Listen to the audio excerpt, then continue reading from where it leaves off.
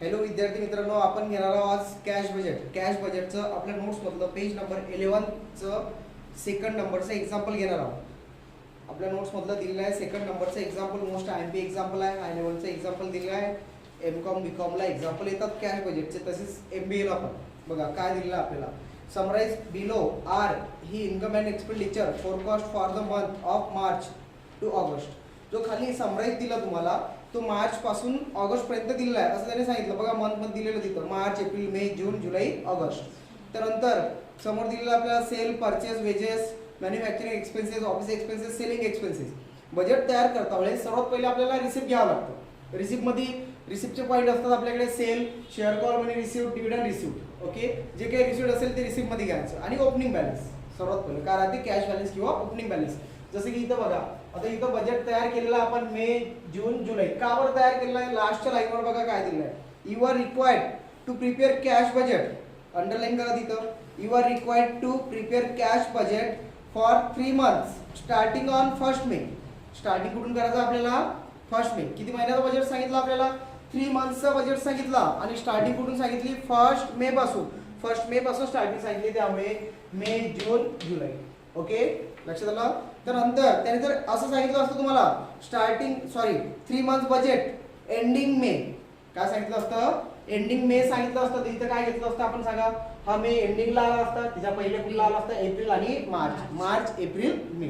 ठीक आहे, तो कन्फ्यूज करेल तुम्हाला, काही पण सांगेल. ठीक आहे, बघा त्यानंतर आता खाली दिलेलं आहे. खाली सर्वात पहिली ऍडजस्टमेंट काय बघा. Sale and purchase are all on credit. Sale आणि परचेस काय आहे? संपूर्ण उधारीच आहे. ठीक आहे, आपल्याला सर्वात पहिले बघायचं आहे याच्यामध्ये रिसिप्ट मध्ये ओपनिंग बॅलन्स किती दिलं. ओपनिंग बॅलन्स बघा सर्वात लास्टच्या लाईनवर आहे. 1984 खाली बघा. वेन कॅश बॅलन्स वाज ₹8,000. 8,000 दिलेलं आहे आपल्याला. ठीक आहे, मग इथं ओपनिंग बॅलन्स 8,000, 8,000 लिहिलं आपण. ठीक आहे, त्यानंतर कंपल्सरी याच्यामध्ये तो दुसरा पॉइंट राहतो, तो राहतो सेल. कशाचा? सेल. त्याला रिअलायझेशन ऑन सेल म्हणतात किंवा रिअलायझेशन ऑन डेटर्स. कारण सेल केल्यावर समोरचा व्यक्ती आपला डेटर्स होतो, तर डेटर्स कडून आपल्याला कॅश येते. ओके, किंवा सरळ सरळ इथं सेल लिहू शकता तुम्ही. आता सेलच्या बाबतीत बघा ऍडजस्टमेंट रीड करू. सेलच्या बाबतीत जी ऍडजस्टमेंट दिली असेल त्याच्यानुसार आपण सूचना घेऊ. सेल हे उधारीचं असते. क्रेडिट सेल राहते. क्रेडिट सेल वरती तुम्हाला 2 महिने 3 महिने उधारी सांगितली असेल. बघा आता काय दिलं. पहिली ऍडजस्टमेंट आहे plan costing 10,000 due for delivery. ते ड्यू आहे म्हणजे ते पेमेंटचा पॉईंट आहे. नंतर आपण पेमेंट घेऊ. बजेटमध्ये आपल्याला बघावं लागते रिसिप्ट आणि नंतर बी मध्ये पेमेंट. जेव्हा पेमेंटचे पॉईंट येतील तेव्हा पेमेंट मध्ये घेऊ. पहिली ऍडजस्टमेंट पेमेंटची आहे. दुसरी ऍडजस्टमेंट बघा, ऍडव्हान्स टॅक्स इन्स्टॉलमेंट. टॅक्स आपल्याला पेमेंट करावा लागतो, त्यामुळे पेमेंटची ऍडजस्टमेंट आहे, ते सोडून देऊ. ठीक आहे, जेव्हा पेमेंट येईल तेव्हा घेऊ आपण. थर्ड नंबरची adjustment, the period of credit allowed bye suppliers. त्याखाली अंडरलाईन करा. The period of credit allowed bye suppliers. Suppliers means payment. Suppliers means कोण? पेमेंट. पेमेंट म्हणजे परचेस. ओके, बघा आपण बोर्डवरती रूल लिहून दिलेला आहे तुम्हाला. बघा हा या साईडला दिलेला आहे. काय दिलेलं आहे? Purchase. Purchase suppliers. Suppliers creditors. Okay, म्हणजे त्याला काय करावं लागतं? आपल्याला सप्लायरला पेमेंट करावं लागते. म्हणजे काय? तो पेमेंटचा पॉईंट. ठीक आहे, ती अर्धी ऍडजस्टमेंट पेमेंटची आहे, अर्धी ऍडजस्टमेंट रिसिप्टची आहे. बघा त्यानंतर अँड समोर काय दिलं बघा. सप्लायरला किती महिने सांगितलं त्यांनी? Is 2 months. म्हणजे सप्लायरचं जे परचेस केलेलं आहे तुम्ही ते 2 महिन्याच्या उधारीवरती परचेस केलेलं आहे. ठीक आहे, त्यानंतर समोर दिलं and the allowed to customer is 1 month. त्याच्या खाली पण अंडरलाईन करा. अँड द काय दिलं? अलाउड टू कस्टमर, म्हणजे जो तुमचा कस्टमर आहे त्याला तुम्ही अलाउड करा म्हणते. किती महिन्यासाठी? 1 month साठी उधारी क्रेडिट. ओके, 1 monthच्या क्रेडिटवरती. मग कस्टमर कुठे येतो बघा. कस्टमर हा इथे येतो कुठं? सेल मध्ये. ओके, कस्टमर आलं म्हणजे कोण आलं? सेल. सेलच्या बाबतीत 1 महिना उधारीवरती सांगितलेलं आहे. ओके, बघा मग इथं सेल आहे. सेल इथं ब्रॅकेटमध्ये असं लिहू शकता तुम्ही 1 month क्रेडिट. 1 month क्रेडिट म्हणजे काय? 1 महिना उधारीवरती. ठीक आहे, मग आपल्याकडे जे सेल दिलेला आहे वरती बघा. सेल दिलेला आहे आपला महिना आहे मे, जून, जुलै. 3 महिन्याचा बजेट आहे. वरती सेल आहे तुमच्याकडे मे महिन्याचा 64,000 दिसलं सर्वांना. परंतु आपल्याला 64,000 लिहावं लागेल का? इथं नाही, कारण 1 महिना काय? उधारीचा कालावधी आहे. 1 महिना उधारीचा क्रेडिट टाइम दिलेला आहे. त्यामुळे काय करावं लागेल? आपल्याला 1 month बॅक यावं लागेल. जसं की मेची सेल जे आहे ती कुठल्या महिन्याची लिहावं लागेल आपल्याला? एप्रिलची. इथे लिहावं लागेल 62,000, 62,000. का बरं? आपण इथं मेची सेल मे मध्ये का नाही लिहिली? कारण 1 महिना काय आहे? उधारीचा कालावधी आहे. ओके, म्हणजे त्यामुळे आपण 1 महिना काय आलो? बॅक आलो. ठीक आहे, त्यानंतर आता पोहोचलो आपण जून मध्ये. जूनची सेल दिलेली आहे तुम्हाला 58,000. तिथं किती लिहायला लागेल आपल्याला? 64,000. का बरं 64? कारण एक 1 मंथ काय क्रेडिट पिरियड दिलाय, उधारीचा टाइम दिलाय. त्यानंतर पोहोचलो जुलैमध्ये. जुलैमध्ये सेल आहे 56, परंतु आपल्याला लिहायची 58. ओके, एक महिना काय उधारीचा कालावधी. त्यानंतर समोर दिलेला आहे आपल्याला परचेस हे पेमेंट मध्ये येतं, वेजेस पेमेंट मध्ये येतं, मॅन्युफॅक्चरिंग एक्सपेन्सेस पेमेंट मध्ये येतं, ऑफिस एक्सपेन्सेस आहे म्हणजे काय पेमेंट आहे, सेलिंग एक्सपेन्सेस पेमेंट. ओके, रिसिप्टचे पॉइंट संपले. इथं स्टार करून लिहायचं आपल्याला टोटल रिसिप्ट. काय लिहायचं इथं टोटल रिसिप्ट. टोटल फक्त फर्स्ट पहिल्या महिन्याची करायची आपल्याला. टोटल आलेली आहे इथं पहिल्या महिन्याची 62 प्लस 8 इथं 70,000 70,000. टोटल किती आहे आपल्याकडे 70,000. ओके, त्यानंतर इथं बी मध्ये लिहू आपण. बी मध्ये लिहायचं आपल्याला आता रिसिप्ट झालं, काय लिहायला लागेल आपल्याला आता पेमेंट. आता बघा लागतील आपल्याला सर्व पेमेंटचे पॉइंट. पेमेंट मध्ये ऍडजस्टमेंट नुसार घेऊ आपण. ऍडजस्टमेंट दिलेलं आहे पहिली बघा काय दिलेलं आहे ऍडजस्टमेंट. Plant costing 10,000. तुमच्याकडे जे प्लांट आहे ते 10,000 आहे. इज ड्यू फॉर डिलिव्हरी, त्याची डिलिव्हरी केली म्हणते इन जुलै महिन्यामध्ये. Payable 10% on delivery. आणि डिलिव्हरीच्या वेळेस किती पर्सेंट पेमेंट केलं फक्त 10%. मग इथे लिहू payment of plant, payment on plant. Okay, प्लांटचं पेमेंट केलं किंवा पेमेंट ऑफ प्लांट असं लिहिलं तरी चालतं. ठीक आहे, पेमेंट ऑफ प्लांट, प्लांटचं पेमेंट. प्लांटचं पेमेंट इथे डॅश फक्त कुठल्या महिन्यामध्ये जुलैमध्ये. परंतु देता वेळेस त्याची कॉस्टिंग किती आहे प्लांटची आपल्याकडे 10,000 कॉस्टिंग आहे. या 10,000 वरती पेमेंट किती पर्सेंट दिलं फक्त ऍट द रेट 10%. किती पर्सेंट 10%. 10% म्हणजे किती पेमेंट केलं तुम्ही त्याला 1,000. ओके, आता समोर काय दिलं बघा त्यांनी परत and the balance after 3 months. आणि जे बॅलन्स राहिलेला आहे बॅलन्स किती राहिलं 9,000. ओके, ते काय दिलं म्हणते आफ्टर 3 मंथ. आफ्टर 3 मंथ म्हणजे काय याच्यानंतर 3 महिने जुलै नंतर. मग कुठल्या मध्ये जुलै झाल्यानंतर ऑगस्ट सप्टेंबर ऑक्टोबर. परंतु ते आहे का आपल्याकडे बजेट नाही, मग त्याचा विचार करायचा का नाही, ते काय करायचं आपल्याला सोडून द्यायचं. ठीक आहे, त्यानंतर समोर दिलं सेकंड नंबरची adjustment. Advance tax installment of ₹8,000 each are payable in March and June. इथे लिहू आपण टॅक्स पेमेंट. कशाचं पेमेंट केलं तुम्ही टॅक्सचं पेमेंट केलं मुलांनो. मला सांगा कुठल्या महिन्यामध्ये सांगितलं त्यांनी तुम्हाला मार्च अँड जून. बघा advance tax installment of ₹8,000 each are payable in March and June. आपल्याकडे मार्च आहे का नाही, जून आहे. जून मध्ये किती 8,000. ओके, मग इथं डॅश इथे डॅश. ओके, कसा पेड केला टॅक्स त्यांनी क्वार्टरली पेड केला. क्वार्टरली म्हणजे 3 महिन्याचा. क्वार्टरली मीन्स काय क्वार्टरली मीन्स काय 3 महिन्याचा. ओके, का बरं 3 महिन्याचा, कारण मार्च मध्ये पेड केला म्हणते. कुठं पेड केला मार्च नंतर कुठं पेड केला जून. मार्च आणि जून मध्ये डिफरन्स बघा किती महिन्याचा आहे 3 महिन्याचा. म्हणजे त्यांनी ऍडव्हान्स टॅक्स हा क्वार्टरली 3 महिन्यात पेड केला. परंतु आपल्याकडे मार्च आहेच नाही, त्यामुळे आपण जून महिन्यामध्ये काय लिहिला टॅक्स लिहिला. ठीक आहे, टॅक्स हा आपल्यासाठी पेमेंट राहतो म्हणून पेमेंटच्या पॉईंट मध्ये घेतला. त्यानंतर समोर दिलं थर्ड नंबरची अर्धी ऍडजस्टमेंट झाली होती. आता अर्धी ऍडजस्टमेंट राहिली नाही बघा काय दिलं. The period of credit allowed by supplier. सप्लायरच्या बाबतीत क्रेडिट पिरियड दिला त्यांनी इज 2 मंथ्स. सप्लायर्स मीन्स कोण परचेस. ओके, इथं थर्ड नंबर लिहू आपण पेमेंट ऑफ क्रेडिटर्स. कोणाला पेमेंट करायचं आपल्याला क्रेडिटर्स. किंवा असं लिहू शकता पेमेंट ऑफ सप्लायर्स. कोणाला पेमेंट करू शकतो आपण सप्लायर्सला.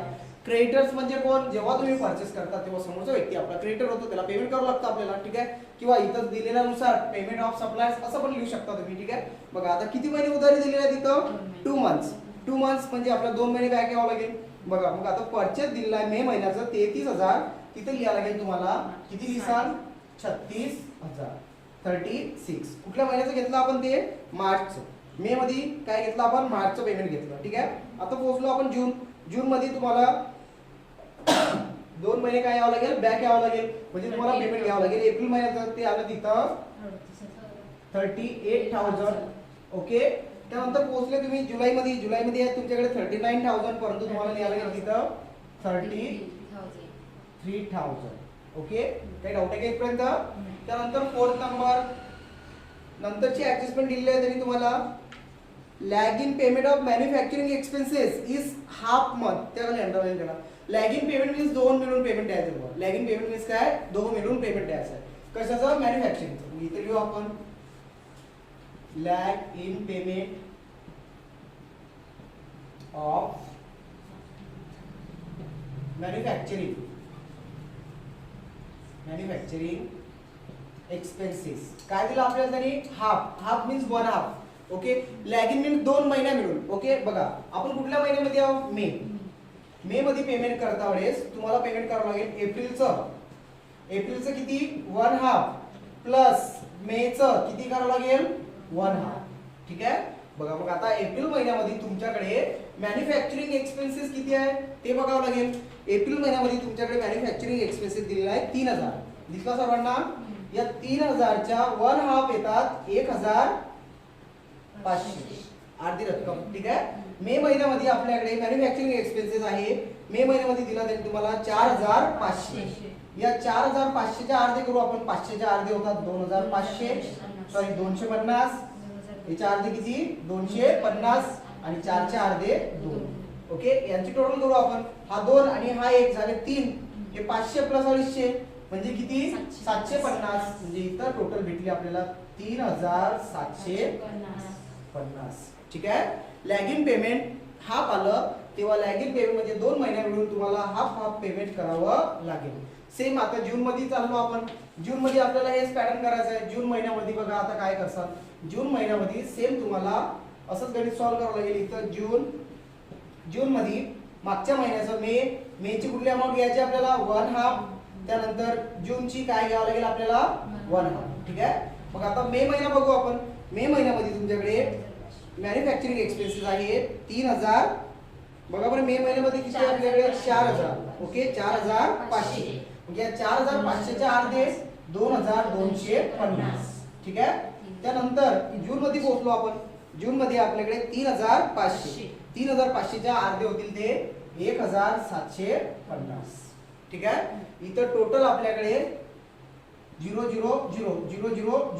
ओके 5 5 10 0 हात चाल 1 8 आणि 2 0 हात चाल 1 4000 इथं लॅगिंग पेमेंट 1/2 सांगितलं त्यामुळे लॅगिंग पेमेंट म्हणजे चालू महिना आणि त्याचा 1 महिना मागे हाफ ऑफ पेमेंट आपण इथं घेतलं ठीक आहे त्यानंतर समोर दिलं आपल्याला आता जुलै सेम जुलै मध्ये आपण असंच करू इथं जुलै मध्ये बघावं लागेल जूनचं पेमेंट ओके आणि जुलैचं पेमेंट ठीक आहे किती 1/2 मग इथं 1/2 बघू आपण इथं 1/2 इथं 1/2 ठीक आहे बघा मग आता इथं 1/2 फक्त जून महिन्यामध्ये दिलेले आहेत त्यांनी आपल्याला जून महिन्यामध्ये दिले मॅन्युफॅक्चरिंगचे आपल्याला 4000 दिलेले आहेत तर 3500 3500 ते येतील 1750 आणि जुलै मध्ये आहेत आपल्याकडे 4000 ते येतील 2000 म्हणजे इथं पेमेंट येणार 3750 ठीक आहे काही प्रॉब्लेम आहे का आता याच्यापेक्षा एक सोपी मेथड आहे याची बघा पेमेंट काढण्याची आता जे मी हाफ सांगितलं ना आपल्याला आपण काय करायचं जूनचं संपूर्ण पेमेंट घ्यायचं बघा जूनचं किती दिलेत आपल्याला 3500 ओके त्यानंतर जुलैचे किती आहेत आपल्याकडे 4000 यांची टोटल 7500 हाफ सांगितलं म्हणून त्याला दोन्ही काय करायचं डिवाइड करायचं ओके एक ते ही मेथड यूज करा एक तर ते आपण हाफ केले ती मेथड यूज करा किंवा जेव्हा लॅगिंग पेमेंट 1/2 सांगितलं असेल तेव्हा ठीक आहे बघा नंतर आता समोरची ऍडजस्टमेंट दिलेली आहे आपल्याला त्या 4थ्या नंबरच्या ऍडजस्टमेंट मध्ये ती ऍडजस्टमेंट संपलेली आहे समोर काय दिलं बघा त्यांनी आपल्याला आता त्यांनी समोर सांगितलं 1/2 झाल्यानंतर while the lagging payment of all other is 1 month आता बाकीचे जे संपूर्ण राहिलेले आहेत तुमच्याकडे जेवढे एक्सपेन्सेस आहेत त्यांचं पेमेंट कसं करायचं तुम्हाला इज 1 मंथ म्हणजे 1 महिना मागे जाऊन त्यांचं पेमेंट करायचं आपल्याला मग आपल्याकडे काय काय राहिलेलं बघा सेल झालं वरचं परचेस झालं काय राहिलं सांगा वेजेस मग इथं लिहू आपण 5th नंबर पेमेंट ऑफ वेजेसचं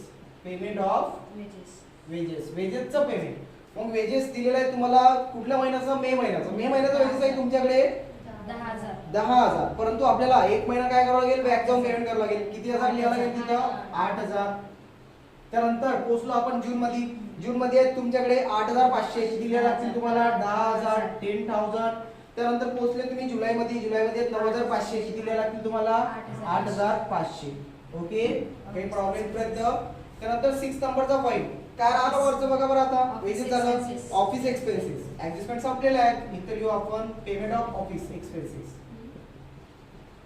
पेमेंट कशाचं पेमेंट करायचं आता आपल्याला ऑफिस एक्सपेन्सेस काय सांगितलं त्यांनी आपल्याला 1 मंथ सांगितलं ऑफिस एक्सपेन्सेस बघा आपल्याकडे किती दिलेलं आहे मे महिन्याचा आहे 2,500 किती लिहायला लागेल तिथे आपल्याला? एक महिना मागे म्हणजे 1500. त्यानंतर जून महिन्यामध्ये आहे आपल्याकडे 2000, तिथे लिहायला लागेल आपल्याला 1 मंथ मागे जाऊन 2500, कारण उधारी दिलेली आहे एका महिन्याची. त्यानंतर जुलै मध्ये दिलेलं आहे आपल्याला 1000, परंतु तिथे लिहायला लागतील आपल्याला 2000. ओके. त्यानंतर सर्वात लास्टला काय दिलेलं आपल्याला? 7 नंबरचा point, selling expenses, payment of selling expenses असे लिहू आपण. Payment of selling expenses. आता मला सांगा सेलिंग एक्सपेन्सेसचं पेमेंट करायचं आहे. कसं करायचं पेमेंट आपल्याला? एक महिना मागे जाऊन, ठीक आहे. मग एक महिना मागे जाता वेळेस सेलिंग एक्सपेन्सेस मध्ये मे महिन्याचा सेलिंग एक्सपेन्सेस आहे तुमच्याकडे 4500, परंतु किती लिहायला लागेल आपल्याला? 5000. ओके. त्यानंतर सेम असंच आता आपल्याला जून महिन्यामध्ये आहे आपल्याकडे किती दिलं? जून महिन्यामध्ये 3500, एक महिना मागे जावं लागेल म्हणजे लिहायला लागतील आपल्याला 4500. ओके. त्यानंतर पोहोचलो आपण कुठल्या महिन्यामध्ये पोहोचलो? जुलैमध्ये. जुलैमध्ये दिले तुम्हाला मुलांना त्यांनी 4500, तिथे लिहायला लागेल तुम्हाला एक महिना मागे म्हणजे जूनचे पैसे 3500. काही राहिलं का आपल्याकडे? ऍडजस्टमेंट पण संपल्यात, वरचे हेड पण संपले. आता काय करू आपण? जसं आपण इथं टोटल रिसिप्ट केली होती सेम तसं इथं स्टार करून काय करावं लागेल आपल्याला? आता टोटल पेमेंट फक्त फर्स्ट मंथची करायची. टोटल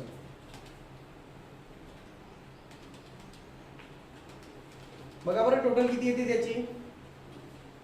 54,250.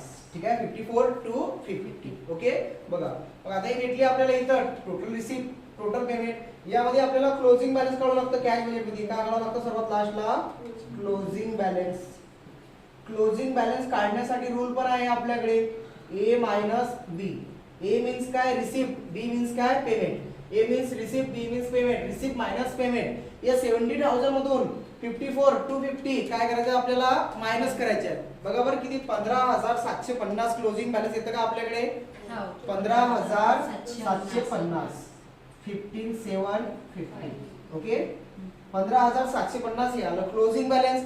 आता हे जे मे महिन्याचं जे क्लोजिंग बॅलन्स आहे हे क्लोजिंग बॅलन्स आपल्याला जून महिन्यामध्ये ओपनिंग बॅलन्स या नावासमोर न्यायचं आहे, कारण हे या महिन्याचं जे क्लोजिंग बॅलन्स आहे ते समोरच्या महिन्यामध्ये काय राहते? ओपनिंग राहते. ठीक आहे.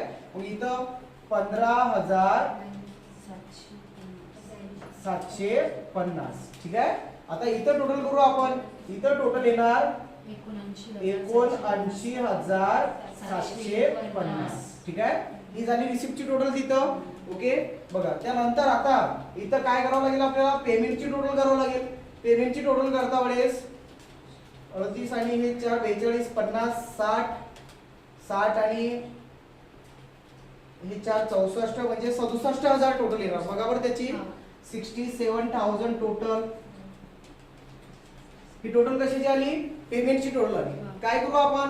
या 79,750 मधून हे 67,000 काय करू आपण? मायनस करू. बघा बरं किती येतात? 79,750 वजा 67,000. इतर राहतील आपल्याकडे 750 जसेच्या तसेच. ठीक आहे. त्यानंतर 9 मधून 7 गेले, इथं 2 उरले. त्यानंतर 7 मधून हा 6 गेला, इथं 1. 12,750. 12,750. ठीक आहे. आता हे जे क्लोजिंग बॅलन्स आहे ते समोरच्या महिन्याचं काय होणार? इथं ओपनिंग बॅलन्स 12,750. ठीक आहे. 750 ऍज इट इज. हे प्लस करू आपण 0, त्यानंतर इथं 1 म्हणजे भेटले आपल्याला 70,750. ठीक आहे. आता आपण इथं टोटल करू परत 1,000 33,000. ओके. 3,750 8,500 2,000 आणि नंतर 3,500. त्यांची टोटल येते आपल्याकडे